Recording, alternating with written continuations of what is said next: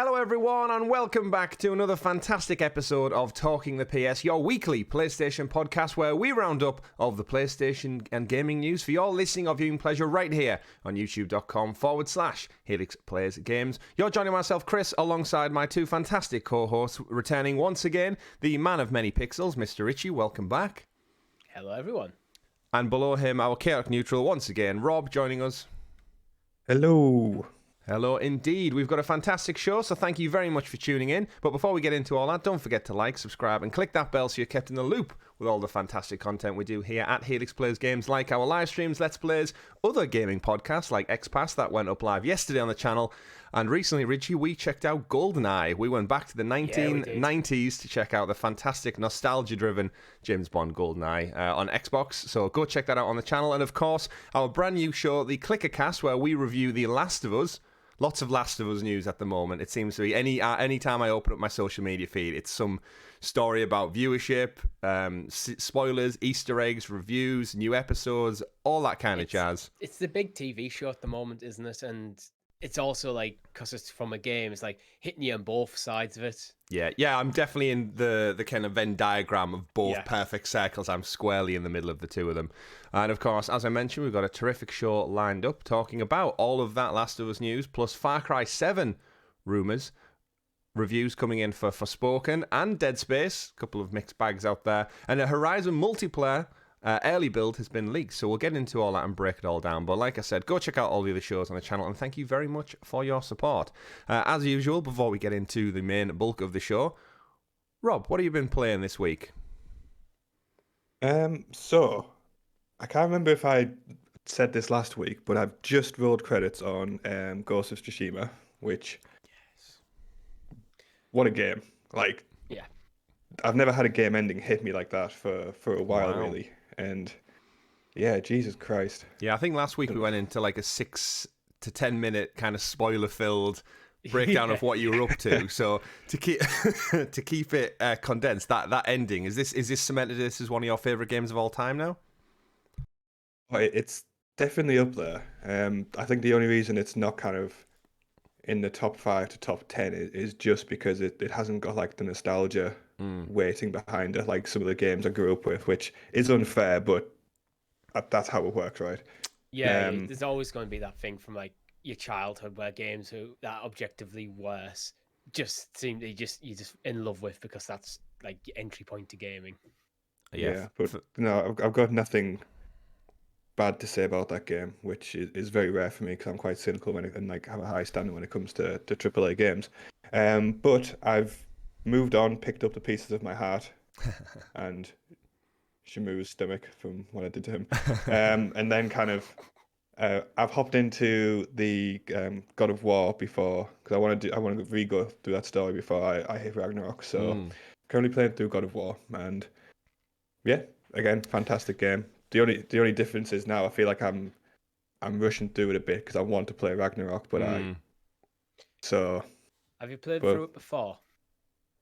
Yeah. I wouldn't worry about rushing through it. It's more about then a re-experience. Like when I play through the game for the first time, I want to savor it. When I play through it in subsequent times, I don't care if I just blast through it. Yeah, so I'm not doing any side quests or anything. I'm just getting like full story kind of recap. That's good. Yeah, you're kind of going through that almost like the Renaissance, Richie. Remember when you got your PS? Oh no, really? Yeah, he has. Damn it. Richie, what have you been playing? GoldenEye. Is he back? Am I back? Did I move? Yeah, you can still talk about GoldenEye. Everything from my end is okay. So is he slowly turning his head for you? So for viewers and listeners who are watching this recording, Rob's just doing whale noises. It seems like right now, and I'm back. So for you, I guess I'm back now that you can hear me and understand me fine. Yeah. So in that interim, obviously, because it records on my end, everything's fine for me, except for I can hear Rob doing whale noises and that. Just start the show again because we're only a couple minutes in. No, I'm not starting that show again. That was a fantastic intro, and the recording, seemingly, other than you saying that I've frozen, but on my end I haven't. Everything's fine for video viewers, so we'll just we'll persevere.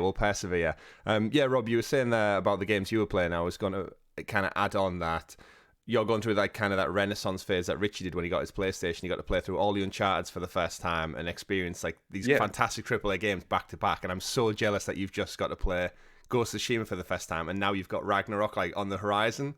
I would love to just like memory wipe myself and go back to experience those two back to back. So yeah, jealous. what's that Jim Carrey movie where it's The Grinch? It goes like a terrible break.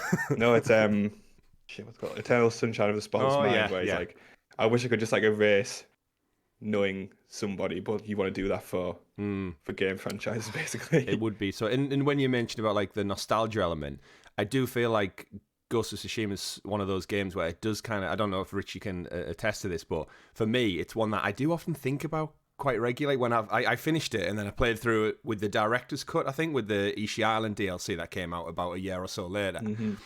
But every time I am kind of stuck in this window between games, there is always that voice where it's like, you could just jump back into Ghost of Tsushima and start up a little extra. Or, again, Legends, if they do kind of break away Legends into this multiplayer thing, which I think we spoke about last week a little bit, that could be like the hit that I need, because the combat, the characters, it's just, the world is just so good. I do wonder how, if it'll creep up in your list maybe, as nostalgia does build for it over the next several years. Well, actually, the great thing is as well, now you've rolled with that combat system.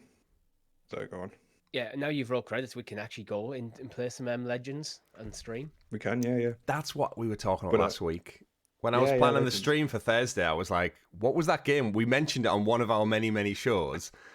And I could not remember for the life of me. So I had Fall Guys lined up, I think, at one point, and then GoldenEye came out, so that kind of fixed the gap for Thursday. But yes, Rob, you were saying. I'll tell you what, though.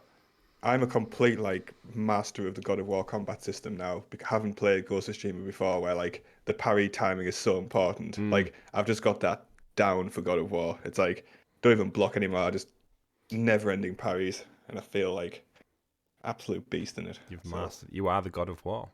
Richie, over to you. What have you been playing this past week? I'm in that kind of phase where I keep bouncing around from different games where, when nothing's like fully drawn you're in. I'm basically waiting on another big title to kind of like capture me, where I thought it might have been Forspoken, but we'll get into that in a bit. Mm-hmm. I've been playing a bit more of GoldenEye after the stream, because of course I have. I've played a bit of FIFA, a bit of Last of Us remaster, so I am just jumping around a bit.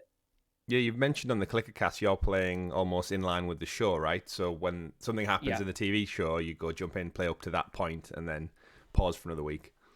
Quite an interesting way. Last night when I was playing Last of Us, I kind of did just finish up like where the show ends. It's almost like a once in a lifetime opportunity to do that, because once the show's fully out, you can just watch it in its entirety. But having that kind of week break, it's an interesting thing that I don't think many video games have followed the source material so chaptered beat for beat. I know loads of people are doing it, so it's definitely a unique way of experiencing it.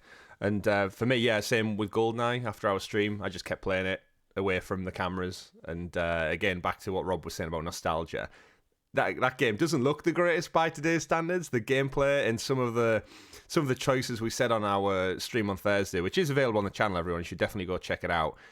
There's no prompt. There's no button prompts in GoldenEye for anything, so it doesn't tell you what buttons you need to press, what computers you need to interact with. You basically have an objective, and you just have to figure it out. Doing the mission, Richie, in the big satellite dish near the end in the jungle, and it's like, blow up the mainframes. Doesn't tell you what a mainframe is. It doesn't tell you where to pick up the mines to blow up the mainframe. It just presumes you'll figure it out. So he's me walking around all these like generic copy and paste textured floors to find it out. Blew up the main computer. Thought I was clever. Natalia comes in. Bond, you've blew up the main computer. We can't shut down GoldenEye. Mission failed. It was like, there's nothing to signify what is what, and I don't know you're going to use that computer, but it's so funny. That's the hardest level in the game, the Natalia defense section, where she's just on the computer, and there's just enemies coming in from all sides. It's so hard.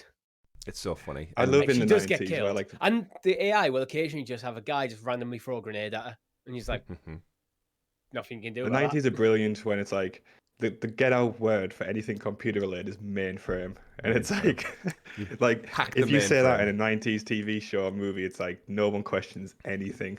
No. Do you remember Ross Kemp? Mm-hmm. He had that army show called Ultima Force, and like there was a scene in there where he's just like they're trying to hack into something or whatever, and he's just like, "Have you tried hacking the mainframe?" And it's like, "Oh yeah, of course, I'll hack the mainframe." And it's such a '90s like trope of technology. It's amazing. You don't really hear it anymore. That's a good No, point. because people are a bit more technologically literate. That's true. Yeah, they understand a few more things. But yeah, again, absolutely loving it. It is so funny because of how old it is. You do have to chuckle. I think we laughed a good couple of times on Thursday about just like how bad some of the dialogue is. When I was playing through one of the first levels with the wife to show like why I was explaining why this was like a main staple in like video game history for the licensing, the gameplay, the first person shoot, the multiplayer. Of course, I'm sure graphics. I'm sure she glazed over after like the first 15 seconds of me explaining it. But when you get to go through the objectives, it gets to like M's objective, Q's objectives on his input, and then it gets to Moneypenny, and she just says, "Look, fans flirting with another girl, are we, Bond?" And like that's it. And Moneypenny just has like a dig at him every single time. You're diving off a dam. Don't be falling for some other girl, Bond. You're going on a plane. Don't miss this plane. It's like she's just basically like a stay-at-home work wife almost, who just gives him shit every mission he goes on, and it's so set in its 90s. It's hilarious. But go check that out. Of course, that's on Xbox, so sorry for PlayStation fans, but it's been fun to play. The only gripe I have about it is the online multiplayer Switch only. Yeah. That's the only wrinkle in it. Yeah, I mean, we'll talk about that on XPass. Yeah, we'll talk about that yesterday. Because it is an interesting wrinkle in the release of it. But yeah, I'm surprised that this even exists, just because of the licensing deals. And again, it's just split between Eon Productions, the Broccoli family who own the Ian Fleming rights, and Pierce Brosnan's likeness, and Rare, who were doing it for Nintendo, but then they got bought by Microsoft. So it's a whole like hodgepodge of just legal matters and licenses, which I'm surprised it even made it to see the light of day. So go enjoy it if you can, and in the meantime, enjoy the rest of the show. Don't forget, our Helix Heroes bring you the news every week. All the fantastic members who support the channel that extra bit further, bringing you better quality content every single week, and we thank you completely. If you'd like to be a Helix Hero, click join below on the YouTube video. From as little as 99p, you get early access to this very show, plus stickers and badges next to your names in the live chat when you do join us live. Rob, if you could do us the honours of introducing us to the properly prepared PlayStation Cruising Points, aka the news. The news. Ooze. Ivan Ooze. Remember that guy? No? What? No. Ivan Ooze from the Power Rangers movie. Oh, Ivan Ooze, yeah. Oh, sorry. Because you went long on the ooze. So, yeah, shout out to Ivan Ooze. Played by Belloc from Indiana Jones, which is quite crazy to think that guy played the villain in Indiana Jones and then somehow turned into a purple man for Power Rangers.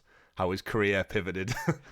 But we digress. New stories of the week. Let's dig into it. Story number 1, Forspoken, is out in the world. It came out last week, back end of last week, and there was some kind of noise out there in the games industry that there was no review copies being sent out for this game. Early doors. I saw a couple of PlayStation-centric websites saying they hadn't received their copy yet, and the review will be incoming by proxy. And that's never a good sign for video games. I'll defer over to Richie because you were kind of the hottest one of the three of us on this game.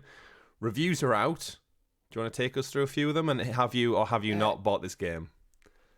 Yeah, well, so I think it's one of them things when you're a major press outlet in the video game space, like your IGNs and stuff, when they're kind of going, sorry guys, we haven't got a review for you yet because we haven't received the codes so close to the like launch. That is usually sign of like the publisher don't want the reviews coming out in time for like to the game because they don't want. I'm very cynical with that because if your big outlets don't have time to actually play through the game and review it properly before it launches, it suggests that the publisher doesn't want the reviews to come out before the game. Because and for me, that is usually because it's not going to do well. It's not as good as they were hoping. They expect it. It almost feels like they're expecting a kicking when that happens, and they want to like not have people have time to read the reviews before making the purchasing decision. So, I mean, I'll start with IGN. Forspoken is a sort of game you've probably seen before, from its stereotypical fish-out-of-water fantasy story to its giant open-world map full of repetitive optional tasks. its combat is flashy and funny enough to entertain across a comparatively short RPG campaign, with fights that do a good job of pushing you to shake up your use of elemental powers, even when the overall variety of enemies isn't particularly impressive. Its parkour system is also satisfying enough, despite the scenery you're running through being about as picturesque as a bowl of rocks with an Instagram filter slapped on it. Oof. 6 out of 10.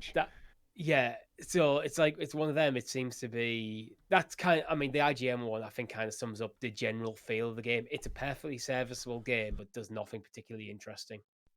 Yeah, I think it's been praised sometimes for some of its visuals, and me and you, Rich. I don't know if you did check it out, Rob, but the demo that came out just before Christmas, if I recall, we both jumped into it and kind of you could see the foundation of something good there.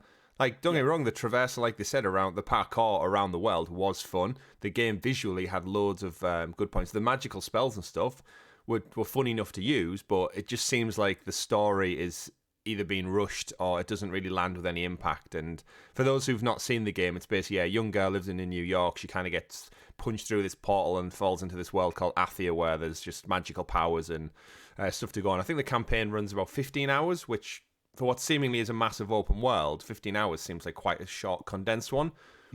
But I think this lands more importantly because this is the first PlayStation exclusive of the year. So you can only play this on PlayStation. There might be a PC release, but... and yeah, it just seems to be falling just short of the bar a little bit. It feels like everyone agrees that this franchise has potential. It just feels like they haven't quite nailed it. And yeah, 15-hour campaign in the large open world, it feels like they've done the kind of bit of a Ubisoft thing where the campaign isn't that engrossing and they've just put a lot of stuff in the world. Yeah, I had some early complaints about just side quests. And it just falls quite bland. I mean, you're playing through The Witcher at the moment. I always felt with The Witcher, every side quest you do kind of helps build the lore, build up the world a bit, and nothing ever felt overly repetitive. Mm-hmm. Where this just feels just lots of stuff in there. And again, IGN saying the world isn't actually technically it looks great, but it just feels a bit. Everything I'm reading from all these reviews, it just comes across as bland. And that's kind of what I felt from the demo myself. Is I was quite excited to get hands on with the demo, and I played for about an hour. I was like, it just didn't grip me at all. Yes. It just didn't have that kind of magic I was looking for. That kind of special thing that goes, I need to play more of this. Yeah, the demo did a bad job at introducing you into the world in the game because there was no real. It kind of showed you a cinematic cutscene and then it just dropped you in the world and when he's the spells, have at it. Yeah. And yeah, it kind of did the reverse. I was hoping it was just a bad demo, but it feels like actually the demo is a good representation of the game based on the reviews. Because I went from going, this is almost a guaranteed purchase day one for me, to playing the demo going, I'll see how it does in the reviews, and now I'm basically probably never going to play this game. Yeah, it's one that it's still it's not off my radar. It's currently on Metacritic with a score of 68, and there are some outlets that are giving it 7 out of 10, Variety 70 out of 100, Game Informer 75 out of 100. So it's getting kind of early 70s, which again, by no means it's a bad game. It just seems like it's missing that thing. Yeah. Game, but I find it hard to justify a $70 purchase for a 7 out of 10. Yeah.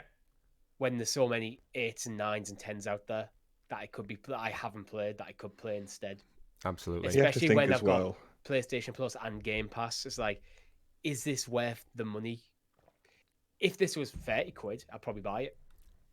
No games. I get to think as well, the standard for RPGs is exceptionally high, right? And for a new franchise, it can't just kind of come out as a bit of a slow start. It's really not an option, is it? Yeah, no. I mean, it's a new franchise, but it is Square. So it's not like it's a brand new publisher they're well established in the RPG spot. It is a PlayStation first party, so it is competing with the likes of Ghost of Tsushima. Luminous Productions who made this as well. They're the guys who did Final Fantasy 15, so they've got that pedigree of making a top quality received AAA game. Do you think maybe just missing that IP is kind of maybe showing some of the cracks a little bit? I don't know. I mean, I haven't played through the game. Reading the reviews, it doesn't necessarily seem like the IP is there's a lot of the reviews are kind of touching on how Athia as a world. It's it's interesting. It could be an interesting world that there's potential. I mean, Variety ends up their review with there's a lot of potential in both Frey's character and Afia's lore that could make for exciting stories. But it could make for it rather than this gets it. Yeah, and it is always a risk. That's a 70 out of 100 review. Yeah, that one. But it is always a risk, isn't it, on new IP that it says more exciting stories, but why weren't they in this game to make this game better? Because evidently it was time, because this game did get delayed a handful of times too, and January seemingly was a good time window to release this in, but this year is so chock full. They have January himself. I mean, they're basically just going up against GoldenEye. But then Dead Space happened as well. So you've got that. Again, there is no kind of month this year, which I think just has one release free. So moving on to story number 2. Dead Space remake also released this past week to seemingly absolute praise and adoration. We've got GameSpot giving it a 9 out of 10, Inverse 10 out of 10, IGN 9 out of 10, VGC 4 out of 5, Game Informer 9 out of 10. And the overall consensus from what I'm seeing out there is this is just a absolute worthy remake of a famous horror game as well. One I've not checked out, and like Richie was saying there about price with Forspoken, you've now kind of had loads of gamers possibly heading into this weekend thinking, I got 2 games, £60-70, because Dead Space is not cheap for a remake, and seemingly the smarter choice if you're not put off by horror is Dead Space. Is this suddenly appeared on either of your 2 radars, or is it still one of those? It's always been on my radar. I was a bit kind of nervous about, generally like a remake of a game can go one of 2 ways. It can be a lazy kind of cash grab, or it can be them doing the job properly. And from what I can tell, they've done the job properly here. I haven't had a chance to play it. I was really looking forward to it, but my game schedule is just too packed at the moment. But no, it looks like they've, instead of trying to kind of reinvent the game, they've just kind of brought it up to modern standards, which was what I was looking for. So yeah, I'm more than looking forward to playing this when time allows. Yeah, EA definitely the redemption arc at the moment.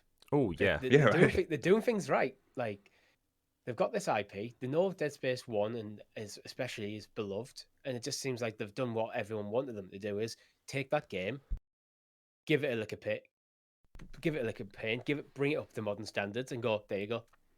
Well, this is built from the ground up as well, so it's everything has that. It's a remake, not a remaster, but like it has those sensibilities of a modern game. But it's one that it kind of comes and goes off my radar, I think, depending if I'm in the mood for a horror game necessarily. But then it's getting such high praises. I think the only thing putting me off right now is the price, and like you said, there's so many other things to play.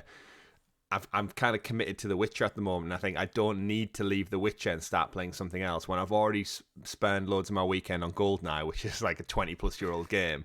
And yesterday on XPass, we talked about Hi-Fi Rush as well. I've been chipping away at bits of that. So I'm being pulled several different ways, and to put £70 down on essentially a remake of an old game when it's like, I know it's there. It's clearly stood the test of time. So it's just maybe this is one in my mind. I'm thinking maybe pick it up around Halloween when it's dropped a little bit to a more reasonable price, and then enjoy the horror trope. There'll be a sale on it. Absolutely. But like Richie said, congrats to EA, man. They are absolutely smashing it. If you think about like the traditional money making carousel that goes around for FIFA and Madden, they have money coming in like nobody's business. The success of It Takes Two indie game winning Game of the Year the year before now, and then you had the Mass Effect trilogy remaster, did fantastic. This one now, Dead Space, they've got Jedi Survivor, the successor to the fantastic successful Jedi Fallen Order, and they just seem to have everything firing. Except, I mean, there are some wrinkles in there still. Battlefield's still shit as all hell. Need for Speed came out and just did nothing last year. Yeah, but with EA at the moment, it doesn't feel like the whole EA worst company ever kind of vibes anymore. It feels like they're trying to do things right. Even with Need for Speed, they tried to reinvent it a little bit to give it something unique. It just didn't vibe with people as well as they hoped. I don't think it did terribly in terms of reviews. Battlefield was a miss, but to be honest, occasionally the best developers in the world will have a miss. I think EA are very much on their way back up. Like, I'm now at a point where a few years ago, when you hear about EA making a game, you have a bit of trepidation about it.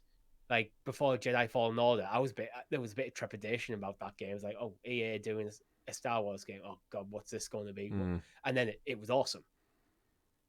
And since that moment, I do think that is the kind of watershed moment where EA pivoted. They're like, okay, we can actually make a lot of money by making a predominantly an entirely single player game. It's not gonna be full of microtransactions. It's not gonna be full of like DLC. It's just gonna be, here's the game, buy it. Everyone bought it, everyone loved it, and went, can we have more, please? Mm-hmm. Rather than trying from the ground up. Like EA used to have that thing where it felt like they were selling you. It's the classic meme of like the puzzle piece. Like it used to always feel like they were making a game to find a way to sell you the DLC rather than just making a game and then coming up with the DLC ideas for the DLC later. You should do that with puzzles. Like, what, DLC puzzles? Puzzles. You only get 2/3 of the actual puzzle piece. You have to pay for an online subscription to get the rest of it. No, like you get the whole puzzle, but then there's like this little jagged edge right on the end, and then you just go out and buy it, and it adds to the picture, and you end up with this entire like tapestry of just. You're talking about episodic jigsaws here, Chris. Yeah. It's. I'm telling you, it's the next big thing this Christmas. Everyone will be playing it. Do you remember like was it Puzz 3D, like the 3D puzzle stuff? That's still a thing. Cool. It's still a thing. Yeah, you could do it like that. It's like every month you bring out a new like thing so you can build a town over time. Oh, there's definitely like 99p magazines. Yeah. Oh, they were great, the dinosaurs. But yeah, so Dead Space, absolutely smashing it. I think to read from the Inverse review, who gave it 10 out of 10, which is a lot. The improvements on offer here are substantial, but no remake could succeed to this extent without a rock-solid foundation. When it comes to the overall layout of the Ishimura, the story, the art direction, and gameplay design, Motive doesn't stray far from the 2008 version, and it doesn't need to. Controls, visuals, performance, and the clunky 3D map have all been improved this time round. So it just sounds like, great game, made all the more better by bringing it up with modern sensibilities. And fix what doesn't work, stay true to the game as it was intended. Yeah, sounds pretty good. And we've had a kind of resurgence of this, haven't we, with the Resident Evil remakes. Like Capcom are absolutely thriving off taking beloved classic games and just really giving them that love and tender polish to bring them up to feeling like a modern game in a new engine. And the hype for Resident Evil 4 is no doubt going to build and build as we head in towards March as well. I think when your game is like largely story-based, the story is going to stand the test of time, but the gameplay might not. Yeah. So maybe every 15, 20 years, you just go back and you bring it back up to modern standards. Then you get another generation of people who've heard about this game, but never went back to play it or couldn't get into it because things were clunky. Can now get to experience it. Absolutely. A good story will always be there. Imagine like kids nowadays jumping into GoldenEye. Like, imagine how many will just go, I have no idea why my dad keeps saying he loves this game. This is terrible. Like. But we had a blast. But imagine if they just remade that game, like properly remade it, like with modern sensibilities. Yeah. It's an interesting one, isn't it? It's like a time and a place. Some stuff will age better than others. And we've seen that a lot with like pixel art. Like there's a lot of pixel art which is aged way, way better than anything from the PS1 era. Just by nature of how it's styled. And we've said a thing time and time again about Borderlands as well. Because of that kind of art style, it just doesn't seem to age because it's also stuck in it. Back to Hi-Fi Rush, Richie, which we talked about yesterday. It's like, I don't think that game will look bad in 20 years' time because of the artistic choice in it. And it's one of those things. It looks just like a comic book. Yeah, absolutely. One of the things that kind of does pivot a little bit from artistic choice is the Far Cry series. And we know Ubisoft are kind of tried and tested method with bringing out a Far Cry game, bring out a little interstitial game shortly after. And story number 3 of the week is Far Cry 7 and a Far Cry multiplayer are reportedly in development at Ubisoft. Its mainline release was the last one, which was Far Cry 6. Again, well received. I think it was one of the top selling games back on the year of release. And seemingly with all Ubisoft problems, they're going back to the trustworthy well of Assassin's Creed and Far Cry. Coming from Insider Gamer, but the story has been corroborated with Kotaku, so it does seem like the sources are genuine. Head of Ubisoft, Yves Guillemot, referenced both the upcoming Far Cry releases during an internal company update last week, and the same sources have revealed that, known internally as Project Blackbird, it's being made with the new Ubisoft Snowdrop engine, unlike the old ones which was done in the Dunia engine, and apparently it's also the same one being used in the Avatar Pandora game that's coming. Multiplayer, single player, separate, so it looks like a Far Cry 7 is on the way, gents, and also a spin-off of Far Cry multiplayer. Now, I think I play the most Far Cry out of the two of us. 3 of us. Yeah, why did I say two of us? That was weird. I was holding back a cough there at the same time, so it was like don't cough, brain split in half, too. Yeah, like I absolutely love Far Cry. I enjoy them for as much as I'm not a first-person shooter kind of person. There is something about Far Cry which always pulls me back in, and I've got the platinum trophy in many of their games. And I enjoy the multiplayer. You like your open world Ubisoft yeah. style fun stuff, and like Far Cry is your first person shooter version of that. Yeah, and I like sometimes what they do with mix it up a little bit. I do think it fares better when it's in a nice tropical environment. Just like if you look at the sales of the games, they tend to fare better if they're in a warm, sunny climate as opposed to a dark, cold one, which is it's an interesting take. So Far Cry 7, without knowing anything about it, we'll probably focus on the multiplayer. What would you guys like to see is like I'm guessing Ubisoft would put it out free to play. I can't see them doing a Far Cry game multiplayer only and charging for it. Well, I mean, you'd say that, but Rainbow Six Extraction was paid for. Rainbow Six Siege is paid for. Like, yeah, but Ubisoft do put, and they want to sell you Ubisoft Plus. But I actually think a Far Cry multiplayer game could be awesome. I was thinking about this, and like, you could almost treat it like something rather than just like, oh, we're not gonna do a battle royale, we're not gonna do like an arena shooter, that kind of thing. You go something like distinctly Far Cry, and there's things like I thought of things like Ark, Survival Evolved, and these kind of survival games. And that's, I think, the way you do it. Far Cry was originally kind of an open world survival game. It became more of just a shooter RPG as the series went on. But you could go back to the roots of the franchise a bit more. And it's not about, it's not about team deathmatch. It is about that kind of survival. It's an open world survival game where, you and everyone is on this island. And you have to survive on this island. So you could be enemies, you could be friends, like you could have factions, formings, that kind of stuff. You could do something really interesting with the IP in the multiplayer space. I mean, the basic gameplay of Far Cry, you have basic first-person shooter mechanics. You get guns, you shoot things. And there's already crafting in there. So you could expand on the crafting side of it to make it a bit more survival-esque. I think there's something really cool to be done there. Yeah, there's a lot of stuff you hit a nail on the head for me there with you have an island similar to like Ark. You have the scavenging for like shark skin and like fur coats and crafting. And he has more islands down the line. Yep, and like you said, weapons and stuff. So I think you could be onto something there in terms of like Ubisoft. Let's face it, need to stop trying to chase these trends because they're too late to the party. Skull and Bones is a decade too late. Hyperscape was 3 years too late for Battle Royale, and everything they seemingly try in this Apex third-person arena shooter thing, it's not landing. So try and do something unique and new. And I think you've pretty much struck onto it there. The key thing for me with Ubisoft is look at your IP that's strong and go, why is this? What makes this good, and what makes sense for this IP, rather than trying to tag this IP onto a trend that's happening. And then you end up with like a mediocre arena shooter that just happens to be called Far Cry Arena or something. And it's just everyone's like, but Overwatch is better. So you do something that is distinctly feels like something that only Far Cry could do. Right. And to be honest, in that survival game genre, I think the general quality isn't as high as compared to other genres. So there is room for Ubisoft to be the top dog in that space. And the IP of Far Cry absolutely could work. Yeah, let's face it. Like Ark does not look like the best of games, and like Valheim and stuff. They're good, but they're not the highest AAA quality. The key is they're really popular, but there isn't that absolute. I don't think there's that absolute killer app in that space. The one that everyone goes, this is the one. This is the best of the bunch. Yeah, well, that's what they need. Yeah. We do have some news coming out of the Insider Game report that does say it's supposedly going to be an extraction-based shooter. That's how it's been pitched in the Alaskan wilderness. It's going to include mechanics such as permadeath, so that kind of leans into, I guess, that Ark survival style, backpack systems, contracts, and more. It does likely refer to lootable chests and extraction zones, according to some of the screenshots that have been seen, but Ubisoft won't respond to comment on the leaks.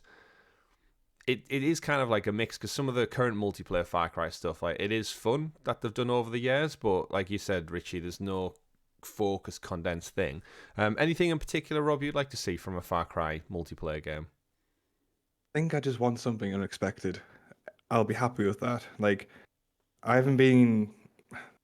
My favorite Far Cry game was number 3, and like I'm going to be honest, I struggled to get through 5 and 6 just because it felt very kind of samey in lots of ways. So I definitely want just something a bit more kind of that makes like an FPS like unpredictable. That's what I want from Far Cry. That's what I loved about the first couple. So like I don't know why I'm thinking of this, but like injecting kind of some elements that we found in the Forest franchise, kind of like some of those mechanics I really loved. I feel like some type of like sanity metric in a Far Cry game would be like really well received in a multiplayer. You're almost kind of talking about going back to the roots of the franchise a bit, like yeah, because like it may just be me, like, but like number 6, I think I played it for about like 15 minutes. I was like, this is just too samey. That was the big criticism number 6, where like it's absolutely fine. It's more Far Cry. It's just more Far Cry. I think Far Cry 7 it felt like the needs Ubisoft to have, syndrome. Yeah, Far Cry 7, it needs to be a Far Cry game, but it needs to be more than just the next Far Cry game for me. Yeah. And I think Ubisoft are kind of getting that. So like they're going back to the roots on like Assassin's Creed in that next entry. And I think like Far Cry could do the same because there is like a big lapsed kind of fan base there, probably of people like me who just kind of need a bit more to get excited for. I think there's a lot of like Far Cry fans who kind of like revere number 2 as like kind of the big. Well, obviously the later ones did better numbers and stuff. Number 2 is kind of the last one where they really went hardcore into the survival stuff.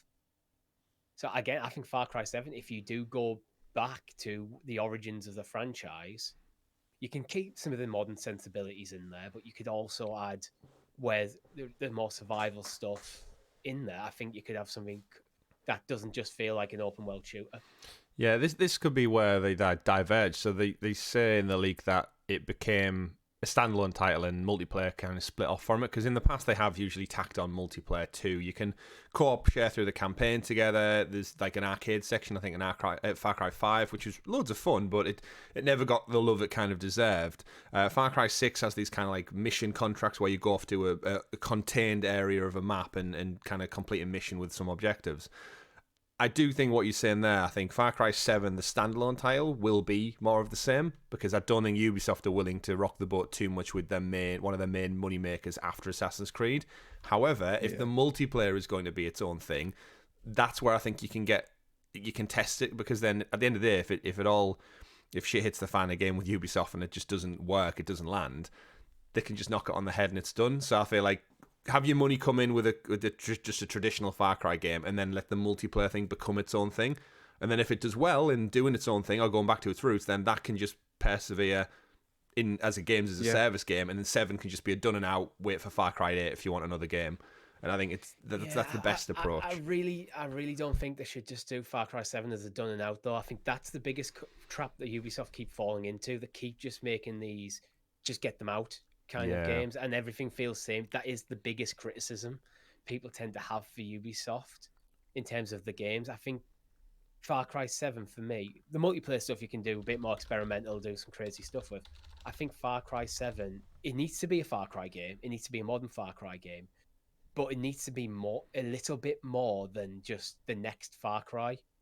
And I think this is why I think going back to some of the earlier survival mechanics and integrating some of them, so it does feel a little bit different. Maybe like maybe make the world smaller actually rather than bigger, because I think Ubisoft have always run the trap of just making the world bigger and bigger and bigger. But sometimes smaller and more condensed and more focused can be give you an overall better experience. Yeah, I know you say about Ubisoft falling in the same trap. The reason I'd say, aside from that, is this game's already 3 years into development potentially, and reading from PC Games, Far Cry 6 was the brand's best ever year. So although it seemed like it was the same and more Far Cry, it made them the most money in the series ever. So if you're the bean counters over at Ubisoft and you got your devs saying, look, we want to do something different, maybe that was the line in the sand where they went, right, you go off and do something different, and you guys crack on with number 7. Like, I'm not talking about ripping up the formula book. I'm just saying you add a few extra pages to it. So it's still is the next Far Cry game. It's not a completely different genre of game, but it just has a little bit more than the difference between Far Cry, like basically 3, 4, 5, and 6 is largely just setting. Mm-hmm. And even that, they don't stretch too far. They don't stretch too far. Yeah, I think just 7 just needs a little bit more. Yeah, indeed. And no doubt they'll pull in a well-known actor to go on the front cover of it now, and that'll be the villain for the game.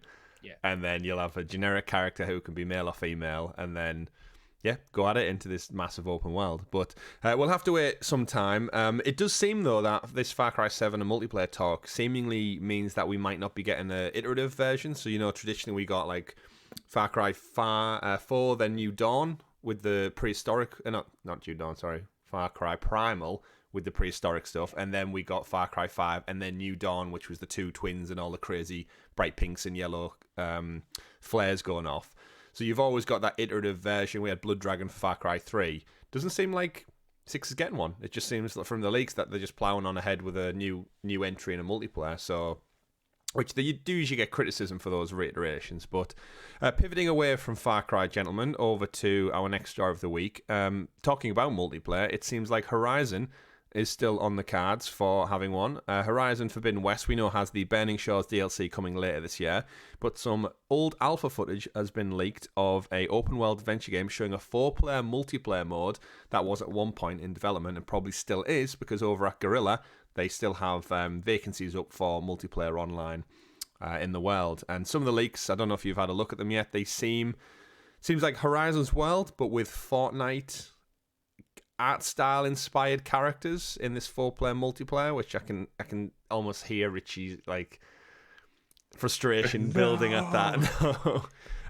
But I think we've chatted about this before on the show, but a Horizon hunting down robot dinosaurs in this world together online sounds cool. Are they at risk of messing this up with seemingly this Fortnite aesthetic art style? So, or are we just grumpy old men who are like, don't change our games? I think maybe, because the thing is, I hate the art style. Straight up hate it. In every single game I see it in, it just doesn't work for me at all. I think it looks terrible. But for things like Fortnite, which are aimed at a younger audience, I think it's absolutely fine. Horizon is kind of like aimed at, not necessarily, it's an all ages genre, and I think Horizon always looks amazing. I get if you're doing like an MMO, which is what it's rumored. I don't think you're getting like this 4-player like tag on thing. I think it will be more like an MMO. Mm-hmm. I get you are probably going to have to maybe stylize things a bit, because there's going to be more characters on screen. There's more motion, so you can't do the same level of graphical fidelity. When Horizon Forbidden West is pushing the PlayStation as hard as it possibly can, you can then just add another 50, 100 character models in there and expect to get the same performance. Mm-hmm. You are going to have to take a step back. But I just really, really hope that they do not go with this art style. Like, stylize it a bit, but just don't make everything look like it's made of like cheap plastic. Like, no texture at all. It's just like, don't feel. I don't know. I just hate it. So art style aside, I watched the video that leaked, and it was just like, it was weird because it was clearly just like the world from Forbidden West. Yeah. That they dumped the character models in. Basically, it's a test run. It's an early alpha, and it's years ago. Mm-hmm. But it just looked wrong. Yeah. I just did not like it. Does the art style of the characters being out of place in this world ruin it for you, Rob, or can you overlook it for... Because there is something to be said about the lesser the characters are, the easier it is to produce, develop. It's cheaper. You don't need to render as many textures and whatnot. So it's a quicker turnaround. And we see that with Fortnite when they can shit out any Marvel, DC character, or whatever's hot, John Wick. Let's just throw them in there because it's such an easier design palette to work with as such.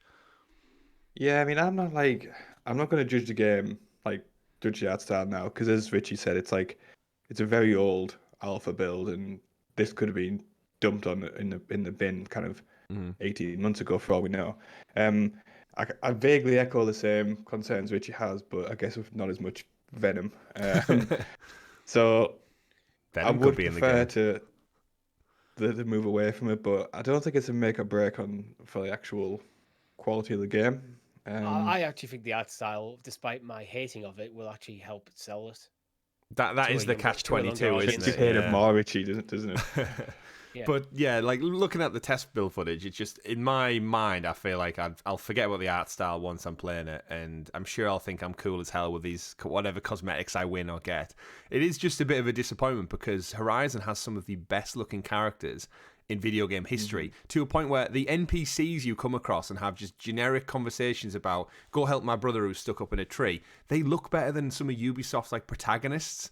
Like, there's a lot of video games out there. The random side characters you may never meet in Horizon look so much better rendered with emotion and facial details than some of the main characters from big AAA games. And it's like, to then just throw that all in the bin for the choice of like a cartoon aesthetic seems detrimental to the game. But like Richie said, I think it will probably, if the market this game is like an online multiplayer for a younger audience, I could see it appealing to a lot of people. I think there's a nice point in somewhere in the middle, because I mean they've probably just actually took, because Aloy was in Fortnite, they've probably just took that character model, adapted it a few times, like chucked it in the world, probably just as a kind of playtest internally to see if this as an early concept might work. I think there is this nice sweet spot probably in the middle, from it looking overly Fortnite, basically straight up cartoon and quite photorealistic like you get in Horizon Forbidden West.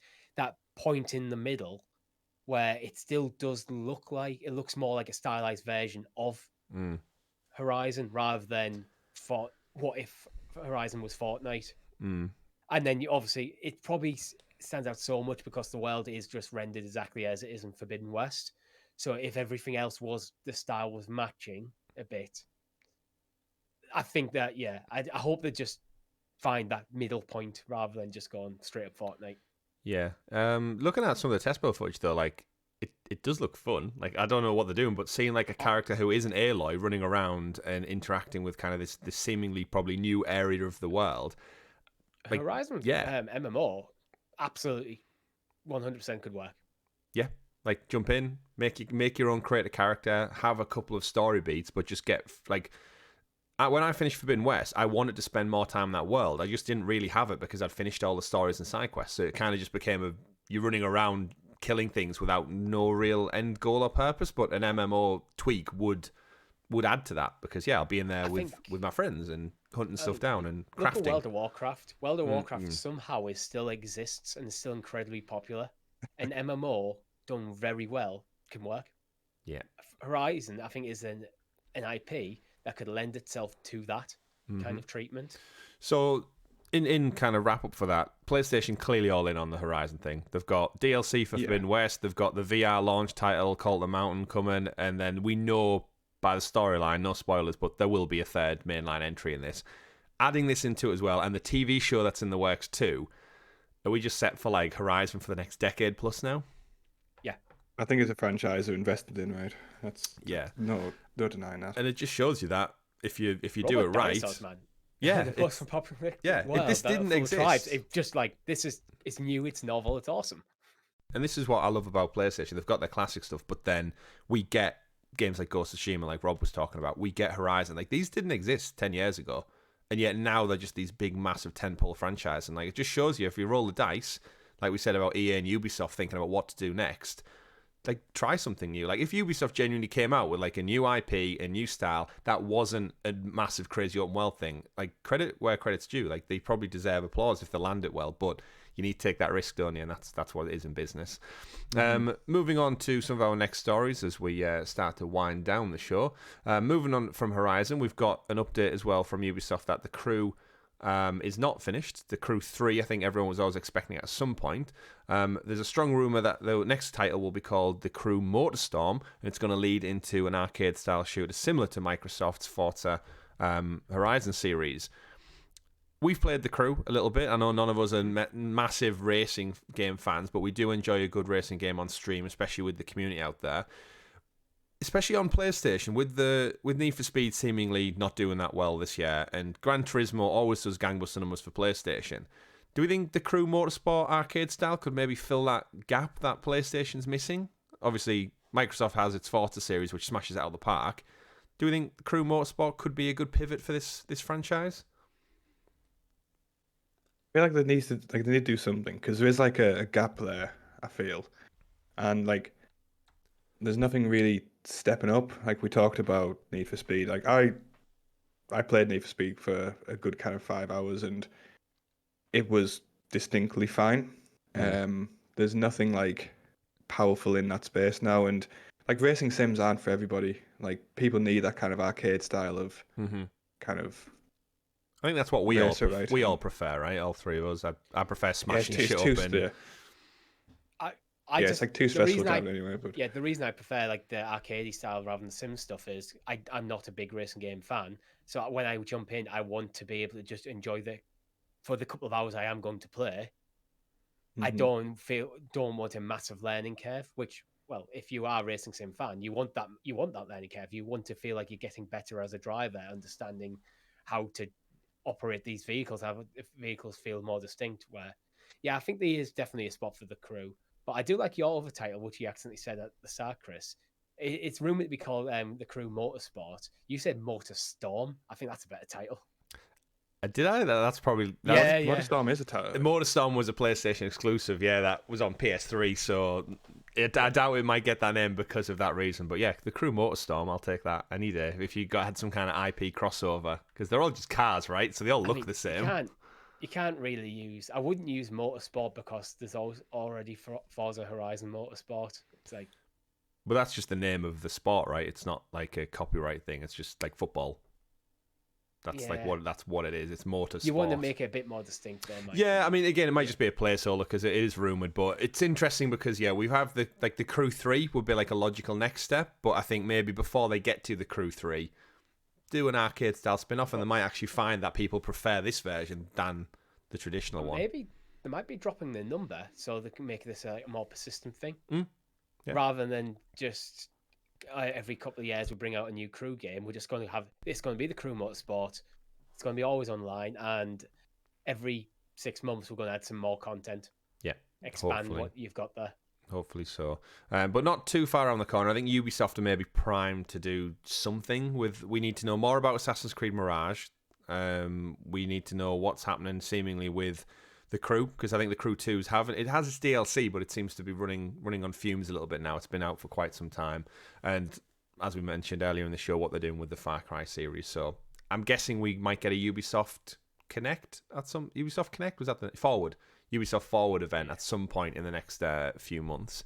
In the meantime, though, rounding out the show, just a few smaller stories this week. Naughty Dog's Neil Druckmann has been talking this week, of course, while he's been interviewed multiple times regarding his very successful The Last of Us series. He's mentioned that Naughty Dog is moving on from the Uncharted and possibly The Last of Us if they don't have a compelling enough story to tell for Part 3. Which, of course, has got everyone up in arms about what the hell's happening with Uncharted and the rumoured leak that another studio was working on it.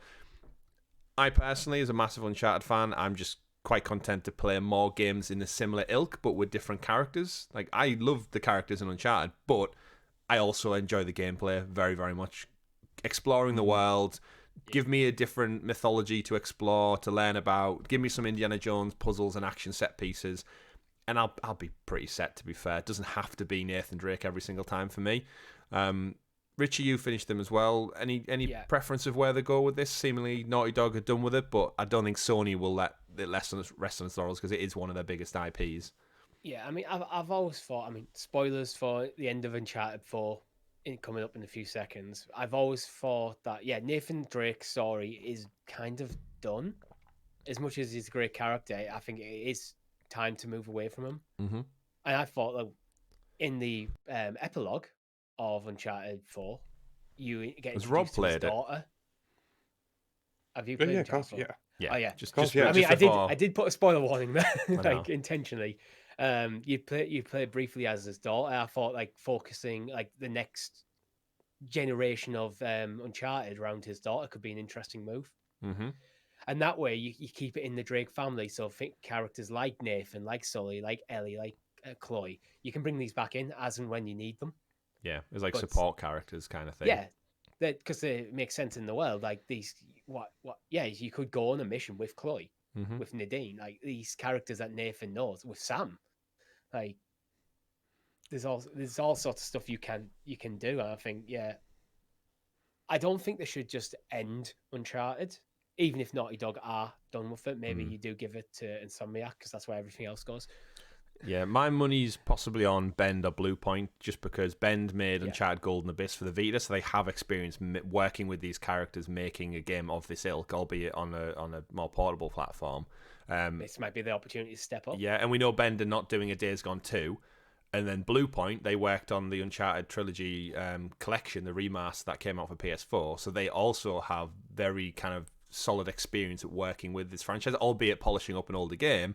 But I don't think you work on something for so long without having an inherent like understanding of what you're doing. But yeah, I don't think it's too much money left on the table, right, for Sony to have that big like banner at a press conference thing, say like Uncharted, and the music kicks in, and the hype machine will just build instantly. Rob, what about you? Anything you particularly fancy? You want some Fortnite skin art style over Uncharted? You're muted. He's muted, but he's still talking, Richie. You muted. Oh, that's annoying. I'm happy to see Uncharted kind of end now, which is kind of controversial, I think. Like number 4 was like such a perfect end to a story and to like a character, and I think the issue we have with a lot of games now is like the kind of like the play style kind of has merged into like a single one. So you have basically every game has like a climbing element. Lots of games have like the sliding down thing element, which I think Uncharted 4 did first, right? The sliding and the grapple hook, I think, were the two like. Ooh, it's different. Yeah, that was like the first thing, and then like obviously even Ghost of Tsushima has like grapple hook and stuff like that. So I think there's other kind of franchises and titles out there which can give you the gameplay style, but I'm just kind of after Uncharted, 4 I was happy for it to end. Yeah, with Uncharted, I think there's not that many like kind of single player, very very linear games out there. Like everything is went open world, so I think that was when I played the Uncharted games back when I got my PS4. We were in that height of everything was getting turned into open world, so having these very tight linear games, I found so refreshing, and that's why I kind of don't want Uncharted to end. Unless it is something else that kind of takes that spot, because the only thing I can really think of similar is Tomb Raider. That's not that.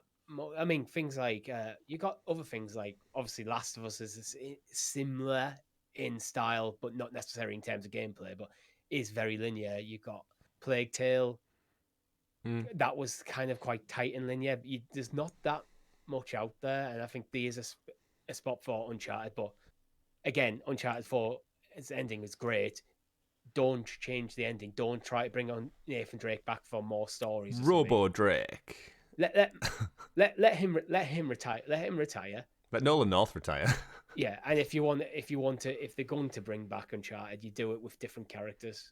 Yeah, I think that's it for me. It's just more so the gameplay. Like I love open worlds as much as the next person, but there is something to be said about just chaptered story content that goes from A to B, maybe with a few like deviation in amongst it. We saw some of the open world stuff that comes into the later Uncharted games, but yeah, give me a character, give me a story, let me go from start to finish and just enjoy it without having to go and explore and unlock every little crevice of this digital map. But yeah, I guess we'll figure it out soon, because you've got to imagine seemingly that someone or something has been working on it since 2016 was the Lost Legacy. So you're talking like six years nearly. So let's get onto something. Wrapping out the show with a few smaller stories. Journey to the Savage Planet will be getting a PS5 and Xbox Series X and S released this February with 4K support, new add-ons and more, with the Employee of the Month edition, which, interesting enough, Richie, this ties back to our Stadia legacy. Of course, Google Stadia purchased Typhoon Studios, who made Journey to the Savage Planet, and then about 2 months later decided they didn't want to make games, and they shut the studio down unceremoniously after acquiring the game and the studio and all the staff in a shit show of terrible business practice. All of the team pretty much left and founded a company called Raccoon Logic. And then Google, to their credit, were nice enough to just give them the IP back and all the assets and everything like that, with kind of no sour taste in the mouth. So this game is finally getting a release out there in the wild, and a lot more people will no doubt play it. Coming out February 14th, so just in time for Valentine's Day. You get all the DLC bundled in with all the new next-gen bells and whistles. After that, we've also got Gollum. I know many people have been waiting on this Gollum game. One of the first. This is the first game announced for next gen, officially next gen only. And here we are, 2.5 years into next gen, still not out. According to the Nakon's latest earning report, it's going to be out between April and September this year, which seemingly means it's been pushed back from the beginning of the year, which they promised at the back end of last year. So this game just, I think, it just keeps going. Like the movies, it just keeps going. Yeah. I don't think there's anywhere that's going to do well at this point, which is a real shame, but wasn't interested to begin with. Delay. Better titles this year. If it gets in reviewers' hands and they go, this is great, I think it might do okay. But I don't think I've ever looked at that game and thought this is going to be like the big hitter of the year. It might be a bit more of a cult thing. Like, it might be one when you've played hardcore Lord of the Rings fans kind of go, yeah, it's actually a good game. Like, when have you been happy in any Lord of the Rings game that Gollum shows up? Doesn't happen. Yeah, it's true. Playing like when he's in Shadow of War and stuff like that, you're like, oh, for God's sake, I gotta follow his footprints. It's an odd tale, this one. I think the hype level's like just it's missing some things now, and I think the longer it goes on, unless it gets delayed so long that it comes back out when the next season of Rings of Power is about to come out, like that's the only wave it's going to be able to ride. But who knows? Gollum coming out some point later, 2023. Final few stories then. PlayStation Classics slowly getting trophy support added, so people out there may have noticed that behind the scenes, for everyone on PlayStation Plus's premium tier, they know they've been inheriting loads of PlayStation Classic games gradually sprinkled out over the months since launch, but a lot of them didn't come with trophy support outside of like Siphon Filter and Ape Escape. It looks like they've gone back in and added some trophies to games like Super Stardust Portable and No Heroes Allowed and a couple of other titles out there. So if you've maybe checked them out and you've backed out because of the lack of trophy support, it might be worthwhile jumping back in to check it. Of course, doesn't take away, guys, that this should be here from the get-go when the games launch, but it's nice to see them, I guess, going back and eventually adding trophy support for these classic titles on the PlayStation Plus. And we should point out, include with that as well, there was a leak this week that PlayStation 5 games were streamable in the cloud. So I know we covered it, I think, 2 episodes back, but it looks like there's 1 or 2 video games that have actually been streamable, like the PS5 version, which seemingly looks like we're ready for like a big software update at some point, maybe in the coming weeks. Yeah, definitely. Hopefully, because then if you get PS5 games streamable in the cloud, premium then start adding some real value rather than just access to the classics. Yeah, indeed. And it'll make it a lot easier for us when we come to our Thursday streams if we can just jump on to a PS5 game as well as the Xbox Series X ones. Yeah. Speaking of final updates, someone who's playing through The Witcher at the moment, the Witcher Wild Hunt physical edition is set to come out soon, and the Witcher Twitter account has been teasing that you need to keep your eyes peeled for a new patch upcoming as well. So if you're out there enjoying the Witcher 3 next-gen version, there's another patch which is going to come out to fix a couple of bugs that are happening over and over the place. But not the horse, evidently. The more I play that game, the more the horse is starting to slowly piss me off with getting stuck on every little bump and crevice and fence and tree and bush and house and person. The horse can never change, because then it's not Witcher 3. Like, I knew it was a joke going into the game, and Richie knows my history of complaining about horses in video games, specifically Assassin's Creed. It was a slight incline. This horse would go from a gallop to just stood still. I was like, it's actually quicker to get off your horse. Yeah, and just leg it across the fields. But yeah, it's going to come with a bunch of other improvements. I think they've already clarified that the physical edition is going to like tweak things here and there. But again, if you're playing it, it's just another update to look out for. And then final story of the week, HBO's The Last of Us TV show, of course. Follow us over on the ClickerCast for all the updates. But The Last of Us has been renewed for a 2nd season. Any surprise? And I guess at this point, Rob, spoilers, but I'm guessing you've seen episode 2 now. You've watched it. Oh, absolutely. Just your quick takes on episode 2. Absolutely loved it. Like the fact that they're putting like quick time events, like the loading screen quick time events into the show is just like a whole new kind of thing. I love that. Where he's like lifting the locker up. Oh yeah. Yeah. There's some distinct video game moments. They need to like recreate like the loot animation, which is the next thing, where it's like I want to see him craft this type of pickup. I want to see him getting down on his knees with his backpack and start crafting a shiv or something. Oh, they've got to have absolutely those moments. Fantastic. Yeah. Yeah, I want more bottles and bricks though. That's What did you think of the introduction of the clickers? Yeah, like I really loved it. Like there's always like a risk when like doing kind of live adaptations that like it just the makeup or like the effects of kind of the clickers just wouldn't have worked properly. But no, I think they've nailed it. Like absolutely. Yeah, wonderful stuff. I have nothing bad to say at all. Terrific. And of course, we'll see episode 3 this coming Tuesday. Tonight, actually, well, we won't see it. It comes out on Mondays, but we record the ClickerCast on a Tuesday night live.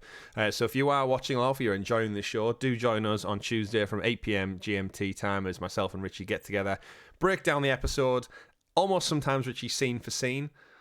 That's how we do things. We literally break down everything that happens in depth, giving it our critical analysis and how much we enjoy the show. It's off to a terrific start, and of course, renewed for season 2 is wonderful. It means we'll probably have to do a season 2 of the ClickerCast as well. And just great show all around. No surprise it's been renewed. I'm actually surprised it took HBO so long to confirm they were going to do a season 2 because they clearly knew what they had on their hands by the amount they're promoting this thing all over the place. And can't wait to get into it. But that has been it for all your PlayStation news for this week. Don't forget to like, subscribe, click that bell so you're kept in the loop with the ClickerCast, with our Xbox podcast, our live streams, Let's Plays, and much, much more here on the channel. That's been it for this week's Talking the PS. My name's been Chris. I've been Richie. And I've been Rob. Remember, folks, play whatever makes you the happiest. Have a great week. See you on the next one. Goodbye. Bye. Bye.